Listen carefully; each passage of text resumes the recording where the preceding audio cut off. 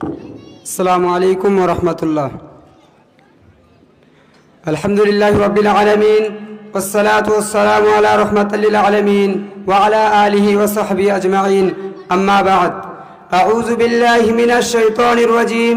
بسم الله الرحمن الرحيم. ويوم يعز الظالم على يديه يقول يا ليتني اتخذت مع الرسول سبيلا يا ويلتى ليتني لم أتخذ فلانا خليلا لقد أضلني عن الذكر بعد إذ جاءني. সমস্ত প্রশংসা মহান আল্লাহর নিমিত্তে। দরুদ বর্ষিত আমাদের নবী হযরত মুহাম্মদ মুস্তাফা সাল্লাল্লাহু আলাইহি ওয়াসাল্লামের উপর। আল্লাহুম্মা সাল্লি আলাইহি আল্লাহুম্মা বারিক আলাইহি।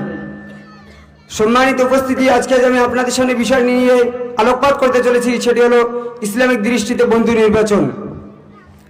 আমরা জানি মানুষ সামাজিক জীব, মানুষকে পৃথিবীতে বেঁচে থাকতে হলে বন্ধু বা সঙ্গীর প্রয়োজন হয়। আর এই ক্ষেত্রে যদি আমরা সঠিক সিদ্ধান্ত গ্রহণ করতে পারি, উপযুক্ত বন্ধু নির্ধারণ করতে পারি, তাহলে সেক্ষেত্রে সে বন্ধু আমাদের দুনিয়া বা আখিরাতের জীবনে সাফল্যের চরম শিখরে পৌঁছাতে সহায়তা করবে। আর যদি আমরা এক্ষেত্রে ভুল করে থাকি, তাহলে দুনিয়া এবং আখিরাত উভয় ক্ষতির কারণ হতে পারে।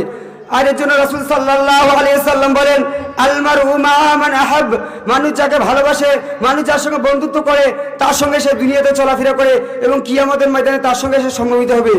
যদি মুত্তাকিন ভালো নেককার বন্ধুর সঙ্গে সে দুনিয়াতে চলাফেরা করে, কিয়ামতের দিন তার সঙ্গে আল্লাহ রাব্বুল আলামিনের দরবারে উঠবে।